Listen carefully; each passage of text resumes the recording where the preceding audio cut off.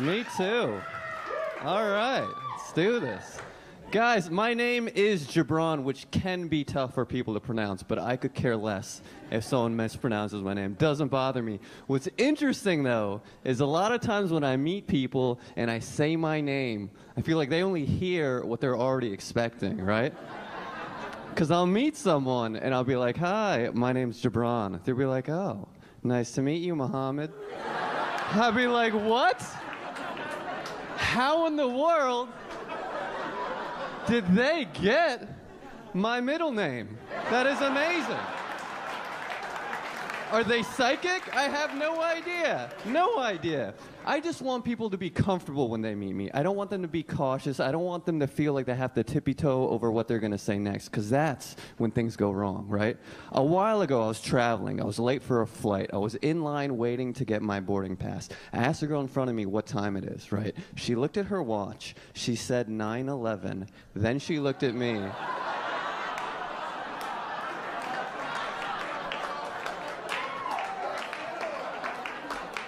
And a bead of sweat rolled down her forehead. And she was like, no offense, though. And I was like, what? No offense? All you had to do was not say no offense, and it would not have been offensive. But because she said no offense, it was very offensive. At that point, a third party overheard a conversation about time. The third party walks up. The third party is a TSA security cop. He looks directly at me and he's like, hey man, what time is it? I look at the girl, I look at the watch, I look back at the cop, and a bead of sweat rolls down my forehead. And I'm like, hey man, give me 1 minute.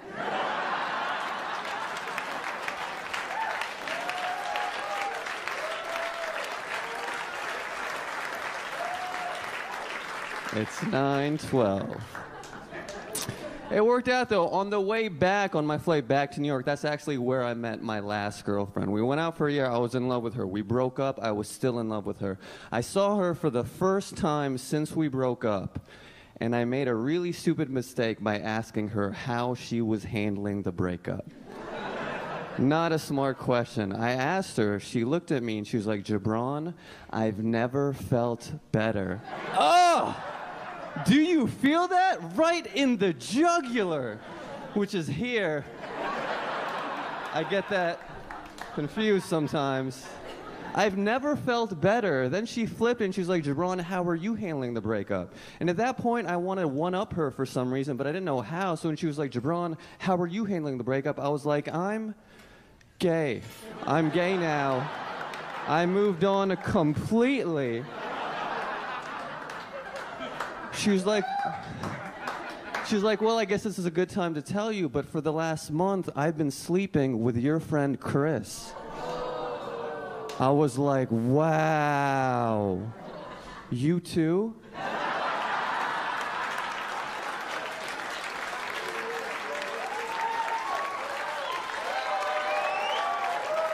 guys are amazing.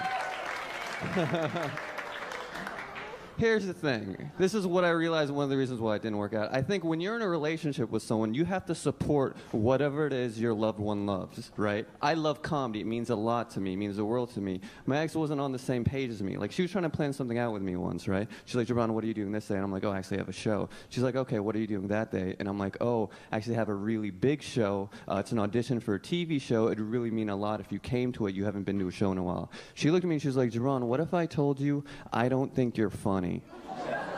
And that hurt. That is my one weak spot. I am very sensitive about that. So in response, I said to her, well, baby, what if I told you I don't think you're pretty? Yeah, I know. She was pissed. She just turned bright brown, because she was brown. So she didn't really change much, but she was mad. She was very mad. Would not talk to me, gave me the silent treatment, and I knew even though I felt like she attacked me, I still had to do something to make it up, right?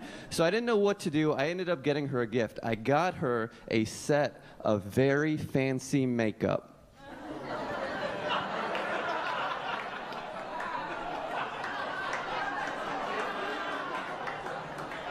Because I wanted to get her something that said, I'm sorry, but also I'm not wrong.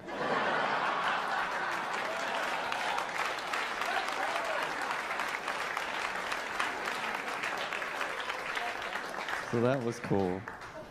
I actually don't even like telling people I'm a comedian that often. I rarely tell people these days, because as soon as you tell someone you're a comedian, inevitably they will ask for you to tell them a joke, which is fine. I understand that. But some people are very aggressive, and they will not stop asking until you prove to them that you are funny right then and there on the spot.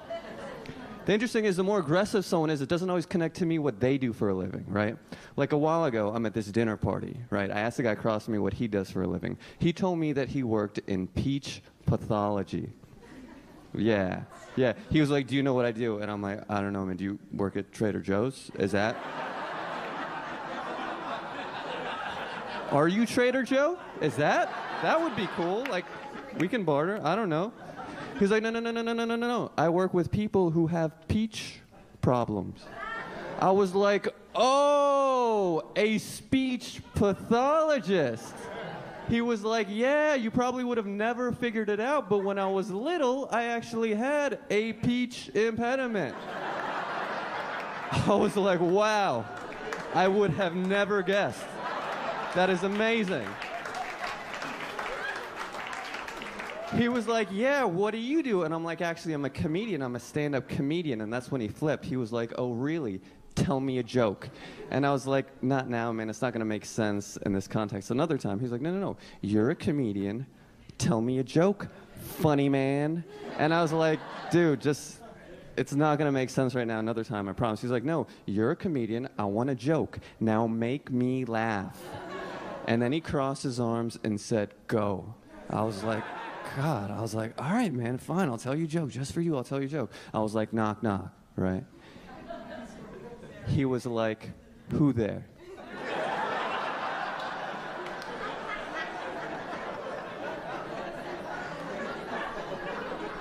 And I was like, Susan Sassafras.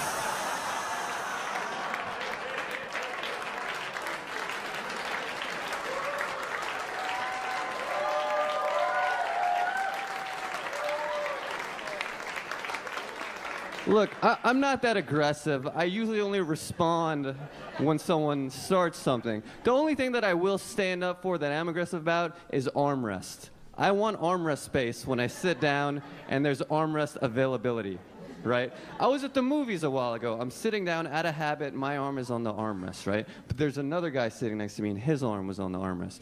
And this guy was like twice my size, you know, like really, like humongous, like a young Danny DeVito. So he might have been smaller than me, but that's not the point, okay? We both sit down, we immediately get into like this passive-aggressive game of elbow chess, right? Like I go up, he goes up, I go right, he goes left, he goes diagonal. I'm like, oh, Bishop, I didn't even see that, right? Haven't played the game in a while. We're just getting into this passive-aggressive game, and I'm moving. At this point, I'm just not even looking. I'm just moving around until finally I'm just getting so frustrated, I knock his arm off, and I'm just like, bam, checkmate, fool. And he looks at me and he's just like, hey, jerk, could you please remove your arm from my wheelchair?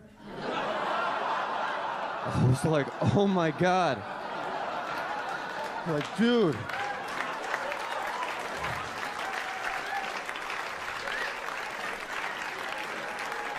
I am so sorry, but I did not see that wheelchair because I'm blind. Could not see it at all.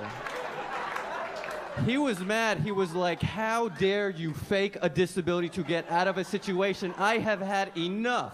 Then he just got up and walked away. I was like, that doesn't make any sense. Dude is crazy. Thank you, guys.